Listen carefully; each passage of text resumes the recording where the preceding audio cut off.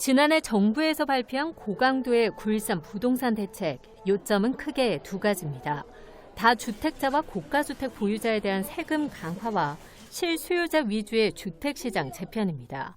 부산의 주택가격 하락세에 9.13 부동산 대책에 기름을 부으면서 100주 연속 하락을 이어가고 있고 실수요자 입장에선 기회를 맞았습니다.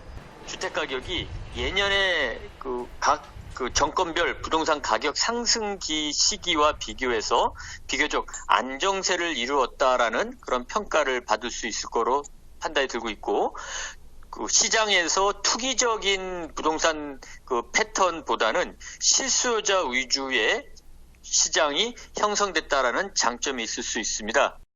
하지만 더 큰 폭의 하락을 기대하는 심리로 실제로 부산 지역 주택 거래는 활발히 이루어지지 못했습니다. 전국 주택가격 동향 조사에서 올해 들어 부산의 공인중개업소의 폐업 수가 675곳에 달했는데 이는 거래 감소가 큰 폭으로 이어졌다는 반증입니다. 지난해 연말 이후부터 신규 아파트 시장의 미분양 역시 급증하고 있습니다. 특히 조정 대상 지역에 대한 주택담보대출 규제와 양도소득세, 종합부동산세 강화 등으로 부산 진구의 경우 신규 아파트 분양 8곳 중 5곳, 기장구는 7곳 중 6곳이 미분양되거나 청약 미달 상태였습니다.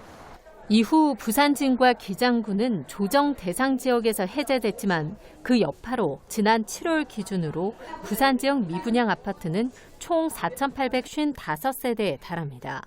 이는 지난해 같은 기간보다 48.7% 상승했고 증가율은 서울과 인천, 강원에 이어 네 번째로 높습니다. 부산시는 9.13 대책 이후 세 차례나 부산의 청약 조정 대상 지역 해제를 요청했고 해운대구는 자체적으로 지난주 국토부에 해제를 공식 건의했습니다. 반면 재개발 재건축으로 신규 아파트 물량이 쏟아지고 있는 부산 진구의 청약 시장은 청약 조정 대상 지역에서 해제된 이후 눈에 띄는 회복세를 보이고 있습니다.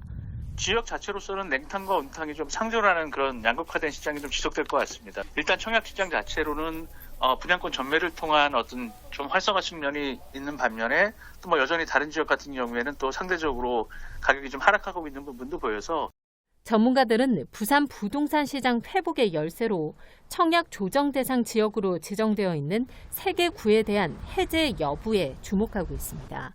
헬로티비 뉴스 차선영입니다.